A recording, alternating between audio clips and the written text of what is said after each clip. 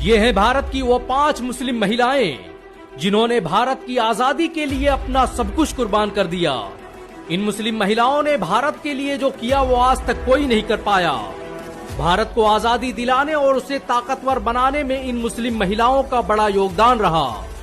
भारत की आजादी में योगदान देने वाली मुस्लिम महिलाओं की लिस्ट में पहला नाम आबादी बानो बेगम का आता है। इन्हें दुनिया बी अम्मा के नाम से भी जानती है। आजादी के महान नायक मोहम्मद अली जौहर और शौकत अली जौहर आबादी बानो बेगम के ही बेटे थे। आबादी बानो बेगम का जन्म 1850 में उत्तर प्रदेश के अमरोहा जिले में हुआ था। इनके पति अब्दुल अली खान रामपुर रियासत के वरिष्ठ अधिकारियों में से थे, लेकिन अचानक हुई उनकी मौत ने सब कुछ बदल कर रख दिया। अब्दुल अली की मौत के बाद आबादी बानो बेगम ने अकेले दम पर अपने 5 बच्चों को पाला पोसा और फिर उन्हें देश की आजादी के लिए वक्फ कर दिया। आबादी बानो बेगम पहली भारतीय मुस्लिम महिला थी जिन्होंने सक्रिय रूप से राजनीति में हिस्सा लिया और भारत की आजादी में निर्णायक भूमिका निभाई। इन्होंने 1917 में अंग्रेजों के खिलाफ सबसे ज्यादा पैसे दान किए और 1920 में खिलाफत आंदोलन का नेतृत्व किया। अंग्रेजों ने जब एनी बेसेंट और मौलाना मोहम्मद अली जौहर और शौकत अली को गिरफ्तार करके जेल भेज दिया तो आबादी बानो बेगम ही वो महिला थी जिन्होंने बाल गंगाधर तिलक के साथ मिलकर आंदोलन चलाया। कहा जाता है कि आबादी बानो बेगम की नमाजें कभी कज़ा नहीं होती थीं। वो भरे आंदोलन के बीच भी इबादत के लिए वक्त निकाल लेती। उनके द्वारा अखिल भारतीय मुस्लिम लीग के अधिवेशन में दी गई स्पीच आज भी सबसे खतरनाक स्पीच मानी जाती है। महात्मा गांधी के सामने दी गई इस स्पीच ने पूरे अंग्रेजी साम्राज्य की जड़ें हिला दी थी। भारत की आजादी में योगदान देने वाली महिलाओं की लिस्ट में दूसरा नाम बीबी अम्तुस सलाम का आता है। इनका जन्म 1917 में पटियाला के मशहूर जमींदार अब्दुल माजिद खान के यहाँ हुआ था। इन्हें महात्मा गांधी की बेटी के नाम से भी पुकारा जाता है। बीबी अम्तुस सलाम ने भारत की आजादी और हिंदू मुस्लिम एकता को मजबूत करने में बड़ा योगदान दिया। इनकी वजह से ही बंगाल और पंजाब में होने वाले हिंदू मुस्लिम दंगों की आग शांत हो पाई थी। बीबी अम्तुस सलाम गांधी के राष्ट्रवादी आंदोलन का हिस्सा थीं। इन्होंने कई सालों तक गांधी के सेवाग्राम आश्रम का संचालन किया। ये कई सालों तक इंडियन वुमेन कांग्रेस कमेटी का हिस्सा रहीं। 1947 में भारत पाक बंटवारे के वक्त इन्होंने शरणार्थियों के लिए बहुत से संगठन बनाए और लोगों की विस्थापित होने में मदद की। इनकी कोशिशों से ही पटियाला भारत का हिस्सा बन पाया था।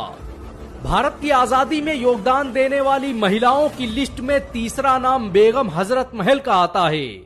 इन्होंने ही 1857 में अवध में होने वाले स्वतंत्रता संग्राम का संचालन किया था। बेगम हजरत महल का जन्म 1820 में फैजाबाद में हुआ था। ये अवध के नवाब वाजिद अली शाह की दूसरी बीवी थी। 1855 में जब अंग्रेजों ने बेगम हजरत महल पर अपनी सत्ता स्वीकार करने के लिए दबाव डाला तो उन्होंने ये कहते हुए ठुकरा दिया कि मुसलमानों की गैरत किसी अंग्रेज की गुलामी नहीं कर सकती। 1856 में जब ईस्ट इंडिया कंपनी ने अवध पर हमला करके नवाब वाजिद अली शाह को कैद कर लिया तब बेगम हजरत महल ने अपने बेटे कादिर के साथ मिलकर सत्ता की कमान संभाली और बाराबंकी, फैजाबाद, सीतापुर और आसपास के जिलों के 1,80,000 सैनिकों को इकट्ठा कर बगावत का ऐलान कर दिया। बेगम हजरत महल अपने आखिरी वक्त तक अंग्रेजों के खिलाफ लड़ती रहीं। उनके द्वारा लड़ी गई जंग के निशानात आज भी लखनऊ रेजिडेंसी, हजरतगंज और कैसरबाग के रास्तों पर मौजूद हैं। भारत सरकार उनके नाम के कई अवार्ड और स्टाम्प पेपर भी जारी कर चुकी है। भारत की आजादी में योगदान देने वाली महिलाओं की लिस्ट में चौथा नाम बेगम अनीस किदवाई का आता है। इन्होंने अपनी पूरी जिंदगी भारत की आजादी और उसकी स्वतंत्रता के लिए कुर्बान कर दी। बेगम अनीस किदवाई का जन्म 5 मई 1906 को बाराबंकी जिले में हुआ था। इनके पति शफी अहमद किदवाई भारत के मशहूर राजनेता और क्रांतिकारी थे जिन्हें मसूरी में एक दंगे के दौरान शहीद कर दिया गया। पति के मौत के बाद इन्होंने दिल्ली का रुख किया और गांधी के साथ स्वतंत्रता संग्राम का हिस्सा बन गई। बेगम अनीस किदवाई के पिता शेख विलायत अली भी आजादी के एक महान नायकों में से थे। बाराबंकी में जंग आजादी का बिगुल इन्हीं के द्वारा फूका गया। भारत के पहले संचार मंत्री रहे रफी अहमद किदवाई इन्हीं के खानदान से ताल्लुक रखते हैं। ये वही रफी अहमद किदवाई थे जिनकी मौत पर मौजूदा प्रधानमंत्री जवाहरलाल नेहरू खुद बाराबंकी आए। और उनके गांव मसौली में तदफीन में शामिल हुए। बेगम अनीस किदवई ने 1956 से 1962 के दरमियान कई सालों तक राज्यसभा सांसद के रूप में अपनी सेवाएं दी। उन्होंने आजादी के बाद बहुत से राहत शिविर स्थापित किए, जिनके द्वारा लाखों गरीबों की मदद की गई। भारत की आजादी में योगदान देने वाले महिलाओं की लिस्ट में 5वां नाम बेगम निशातुन्निसा मोहानी का आता है। ये भारत के मशहूर क्रांतिकारी और इंकलाब जिंदाबाद का नारा देने वाले हसरत मोहानी की बीवी थीं। इन्होंने बाल गंगाधर तिलक के साथ मिलकर कई विद्रोहों का कामयाबी से संचालन किया। बेगम निशातुन्निसा का जन्म सन 1884 में मोहान में हुआ था। ये 1920 में शुरू होने वाले खिलाफत आंदोलन का प्रमुख महिला चेहरा थीं। इनके पिता सैयद शबीब मोहानी ने भी भारत की आजादी में बढ़ चढ़कर हिस्सा लिया।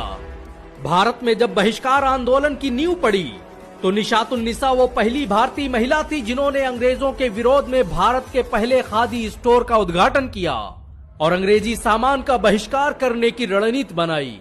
ये कई सालों तक भारत के मशहूर अखबार उर्दू-ए-मुअल्ला की प्रकाशक रही। इन सब के अलावा ऐसी बहुत सी मुस्लिम महिलाएं हैं जिन्होंने भारत की आजादी और उसकी अस्मिता के लिए अपना सब कुछ कुर्बान कर दिया। सच तो यह है कि भारत की आजादी मुसलमानों के बगैर मुमकिन न थी। बेशक मुसलमानों ने जो इस देश के लिए किया वो कोई और नहीं कर सकता, लेकिन आप एक काम जरूर कर सकते हैं, वो है इस वीडियो को 1 लाख लाइक तक पहुंचाना।